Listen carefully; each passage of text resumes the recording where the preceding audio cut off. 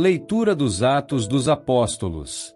Naqueles dias, Pedro tomou a palavra e disse: Vós sabeis o que aconteceu em toda a Judéia, a começar pela Galiléia, depois do batismo pregado por João, como Jesus de Nazaré foi ungido por Deus com o Espírito Santo e com poder.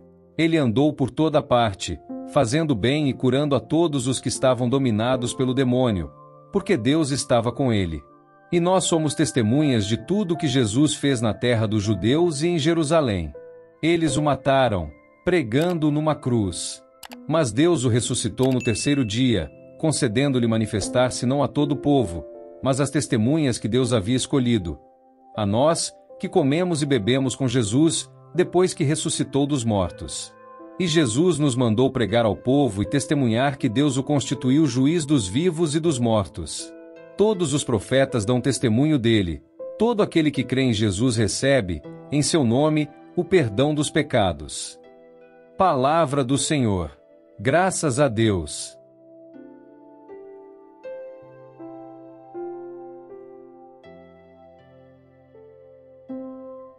Leitura da Carta de São Paulo aos Colossenses. Irmãos, se ressuscitastes com Cristo, esforçai-vos por alcançar as coisas do alto, onde está Cristo, sentado à direita de Deus. Aspirai às coisas celestes e não às coisas terrestres. Pois vós morrestes, e a vossa vida está escondida, com Cristo, em Deus. Quando Cristo, vossa vida, aparecer em seu triunfo, então vós aparecereis também com ele, revestidos de glória. Palavra do Senhor. Graças a Deus.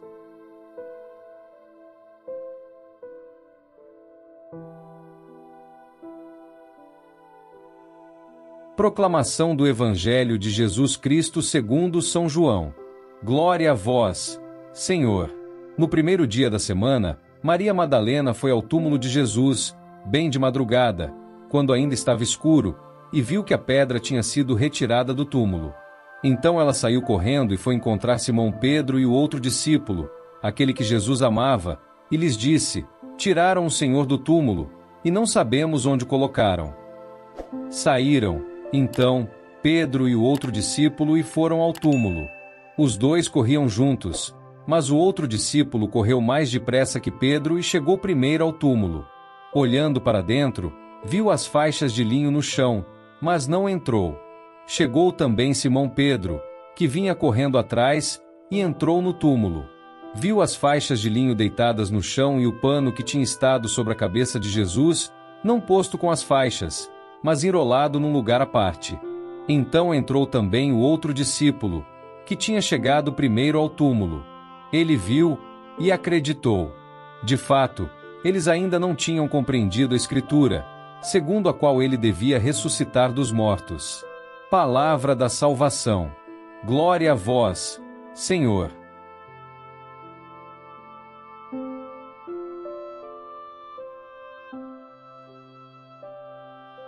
Queridos irmãos e irmãs em Cristo, houve um amanhecer como nenhum outro na história da humanidade. Um amanhecer que começou na escuridão, não apenas a escuridão da noite, mas a escuridão da desesperança e do luto. Imaginem Maria Madalena caminhando sozinha nas primeiras horas da manhã, envolta não apenas pelas sombras do jardim, mas também pelas sombras do sofrimento. Cada passo em direção ao túmulo era um passo de amor e devoção, mas também de profunda tristeza. Seu mestre, seu amigo, sua esperança jazia morto atrás daquela pedra. Ou pelo menos, era isso que ela pensava. Tiraram o Senhor do túmulo, e não sabemos onde o colocaram. O grito angustiado de Maria Madalena ressoa através dos séculos até nós. Podemos sentir o pânico em sua voz, a confusão, o medo renovado. Primeiro a crucificação, e agora isso. O que mais poderia ser tirado dela? Pedro e João correm ao túmulo. João, o mais jovem, chega primeiro, mas hesita na entrada. Pedro, sempre impulsivo, passa direto para dentro. Eles veem os panos de linho, o sudário dobrado em um lugar à parte.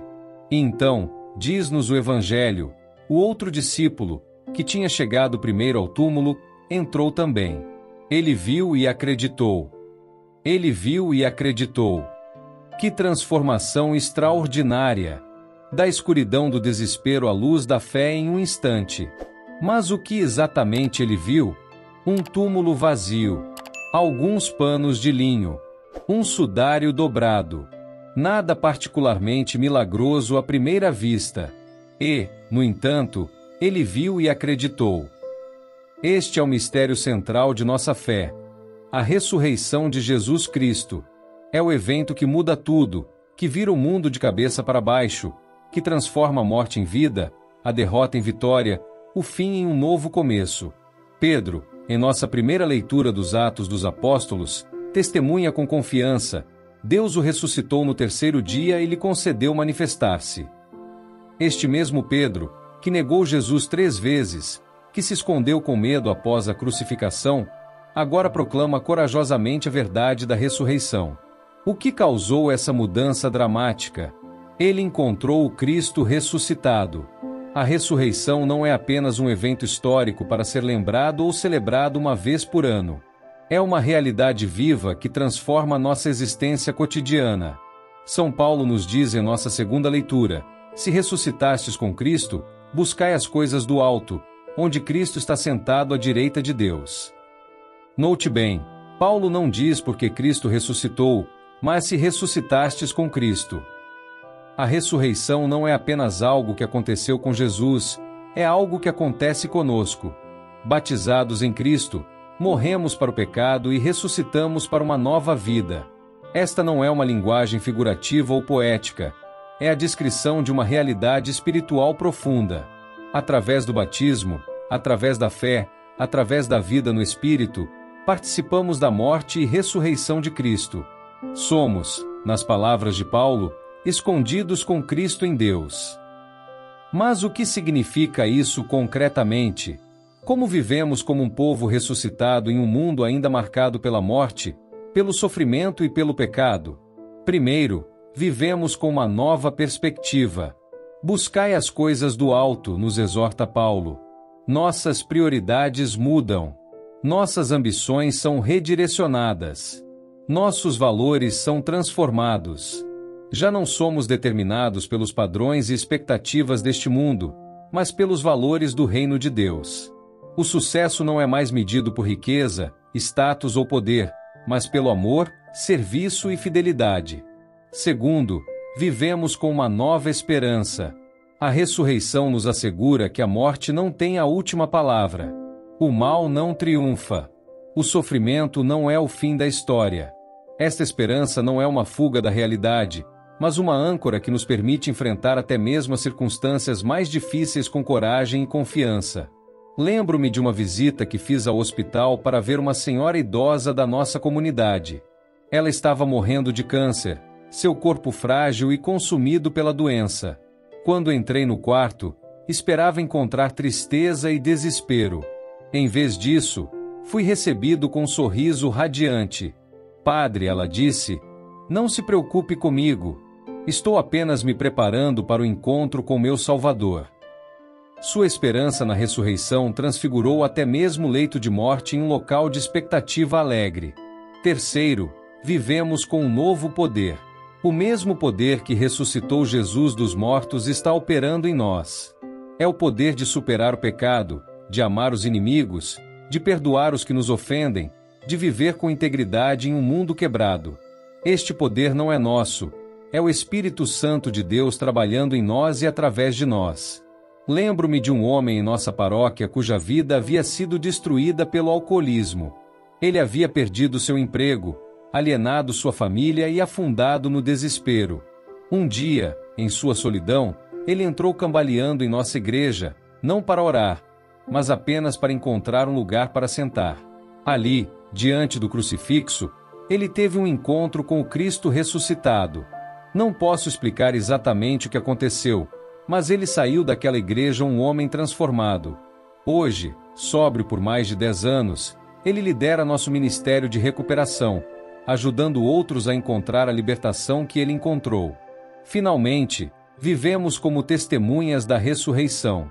Como Pedro no livro de Atos, somos chamados a proclamar o que vimos e ouvimos, a testemunhar a transformação que experimentamos. Este testemunho não é apenas em palavras, mas na maneira como vivemos, amamos e servimos. Imaginem por um momento, se cada um de nós, todos os batizados, vivêssemos plenamente a realidade de nossa ressurreição com Cristo. Se todos os dias nos levantássemos com a consciência de que somos um povo ressuscitado, chamado a buscar as coisas do alto. Se cada interação fosse impregnada com a esperança e o poder da ressurreição, como nossas famílias seriam transformadas, como nossos locais de trabalho seriam diferentes, como nossa sociedade seria renovada.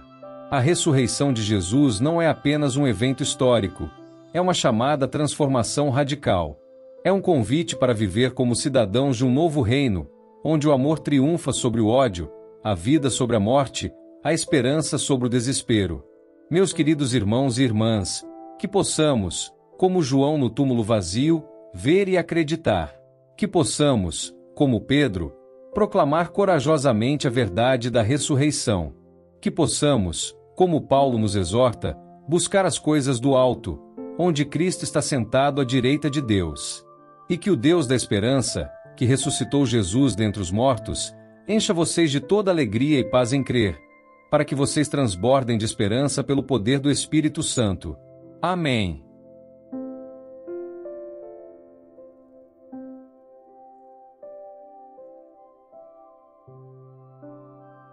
São Miguel Arcanjo, defendei-nos no combate.